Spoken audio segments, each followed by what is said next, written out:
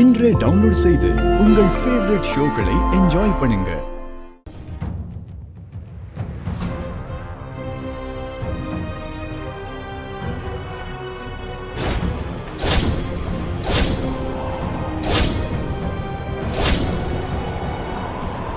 அம்மா லக்ஷ்மி. அம்மா லக்ஷ்மி, வந்துட்டியா?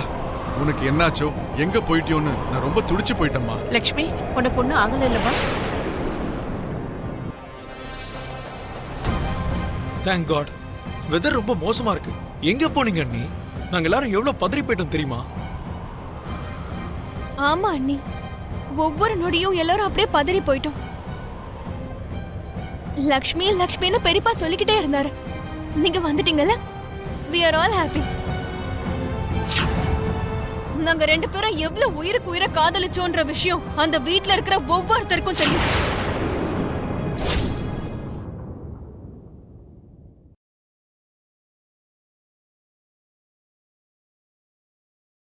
லக்ஷ்மி, மித்ராவை கூட்டிட்டு வரேன்னு போனியே, மித்ரா எங்க?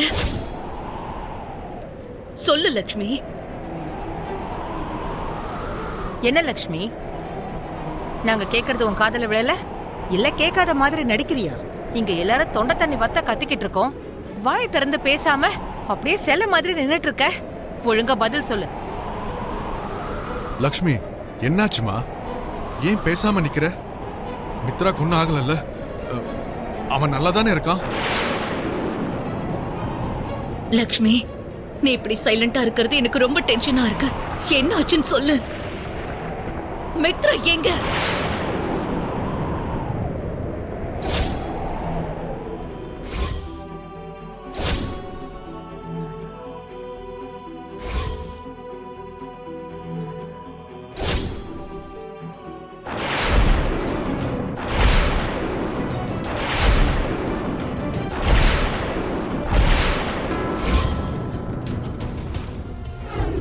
என்ன பேசுற மனிஷா?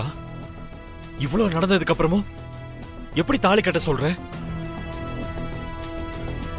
உண்மை தெரிஞ்சு அவ எவ்வளவு துடிச்சு போயிருக்கா. அத கண்ணால பார்த்ததுக்கு அப்புறமும் உனக்கு கொஞ்சம் கூட இறக்கமே வரல. இவ்வளவு நடந்ததுக்கு அப்புறமும் எல்லாத்தையும் மறந்து நிம்மதியா நான் உனக்கு கல்யாணம் பண்ணி எப்படி நீ நினைச்ச? எதுவும் நடக்காத மாதிரி உன் கழுத்துல 3 முடிச்ச போட்டு உன்னோட 7 அடி எடுத்து வைப்பேன்னு எப்படி நினைச்ச?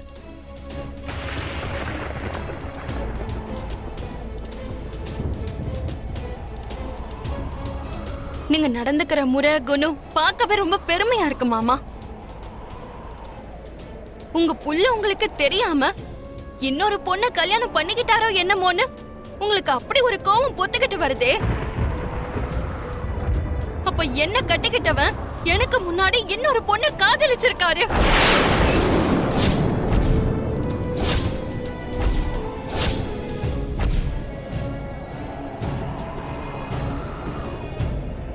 அதே பொண்ணு கல்யாணம் பண்ணிக்கணும்னு நினைச்சாரு.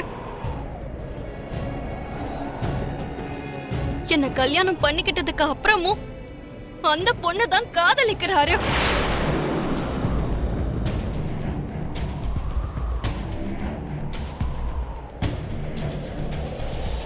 அது தெரிஞ்சு எனக்கு எவ்வளவு கோபம் வரணும்.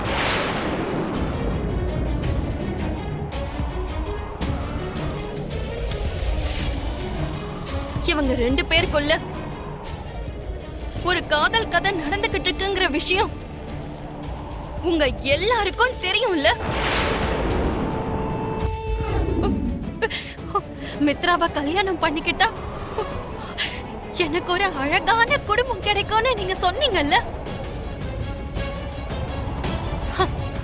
அந்த கல்யாணத்துல உனக்கு கிடைக்க போறது மாமனார் மாமியார் இல்ல, ஒரு அப்பா அம்மான்னு சொன்னீங்கல்ல.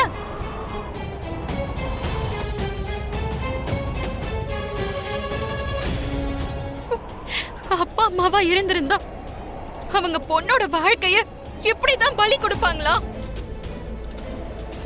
நீங்க பெத்த பொண்ணு இல்லங்கிறதால தானே என் வாழ்க்கைய ஒரு விளையாட்டு பொம்மை மாதிரி விளையாடி இருக்கீங்க.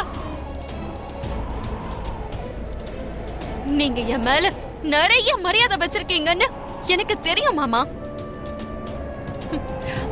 ஆனா அந்த மரியாதைக்கு பின்னாடி எத்தனையோ பொய்கள், எத்தனையோ சதிகள், எவ்வளவோ ஏமாத்து இருக்குன்னு நினைச்சு பார்த்தாலே என்னோட இதயம் ஒவ்வொரு நொடிக்கு ஒரு வாட்டி வெடிச்சுக்கிட்டே இருக்கு.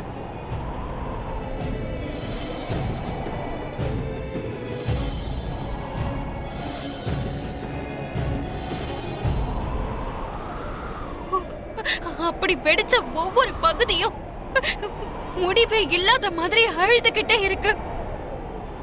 துண்டு துண்டா உடைஞ்சு போன என்னோட இதயம் உங்ககிட்ட வேதனையோட கெஞ்சி கேக்குது மாமா.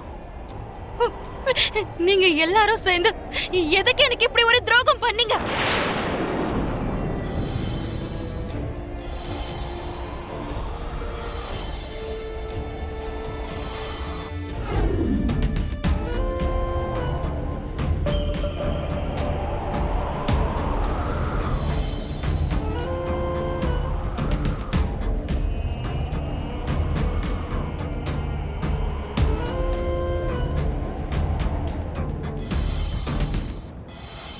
நீ படுத்து தூங்கு. அது இல்லைங்க, நான் லக்ஷ்மி நீ படுத்துக்கோ. வா ரெஸ்ட் எடு. என்னங்க கொஞ்சம் நில்லுங்க. கல்யாணமான புது ஜோடிகள் 2 பேரும் ஒரே ரூம்ல தானே இருக்கணும். லக்ஷ்மி உன் ரூம்ல இருக்கா, நீ விவேக் ரூம்ல இருக்க. ஏன் இப்படி? தாத்தா அது வந்து கல்யாணம் ஆன புதுசுல என்னை விட்டு விலகி போகும்போது கணவன் மனைவிக்கு நடுவுல ஆரம்பத்துல இப்படியெல்லாம் இருக்கிறது சகஜம்னு நினைச்சேன். என்கிட்ட ஒழுங்கா பேசாததுனால ஐயோ உங்களுக்கு அவ்வளவு நேரம் இல்லையோ என்னமோன்னு நான் அதை பெருசா எடுத்துக்கல. ஆனா நீங்க அப்படியே இருந்திருந்தா நல்லா இருந்திருக்குமோ என்னமோ. எனக்குள்ள எந்த ஒரு ஆசையும் நம்பிக்கையும் வராமையே இருந்திருக்குமோ என்னமோ. என் வாழ்க்கை இப்படிதான்னு ஒருவேளை நான் நினைச்சிருப்பனோ என்னமோ. ஆனா போக போக நீங்க என் கூட அன்பா பேச ஆரம்பிச்சப்போ நான் அவ்வளவு சந்தோஷப்பட்டேன். நீங்க என் மேல பாசத்தை காட்டும் போது இந்த உலகத்தையே நான் மறந்து போயிட்டேன்.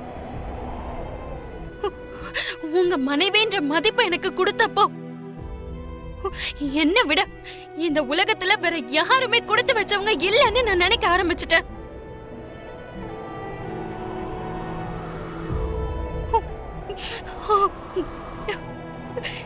நீங்க என் கூட நெருங்கி பழகுனது, என் மேல பாசத்தை காட்டினது, என் கூட அன்பா இருந்தது,